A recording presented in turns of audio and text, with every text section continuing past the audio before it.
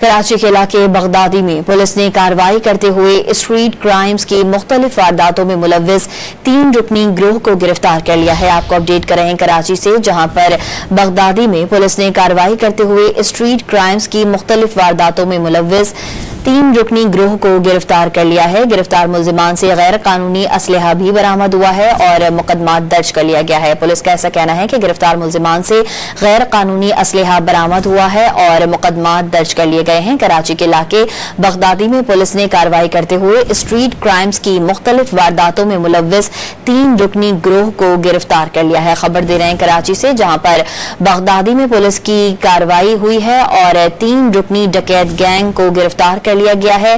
Police के मुताबिक गिरफ्तार मुल्जिमान से गैर कानूनी असलहा बरामद किया गया है और मुकदमा दर्ज कर लिए गए हैं। मजीद जानते हैं, डॉन न्यूज के नुमाइंदे बिलाल हमारे साथ इस वक्त मौजूद हैं। जी बिलाल, बताइएगा कार्रवाई की मजीद तफसीलात।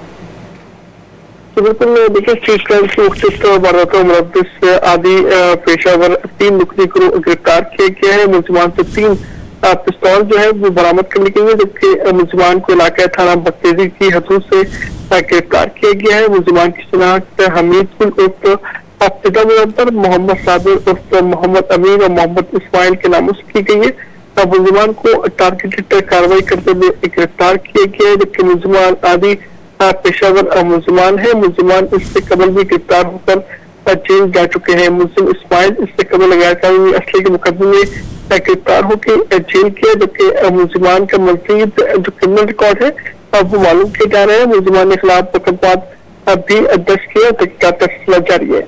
मोहम्मद बिलाल अपडेट कर रहे थे, आपका बहुत शुक्रिया।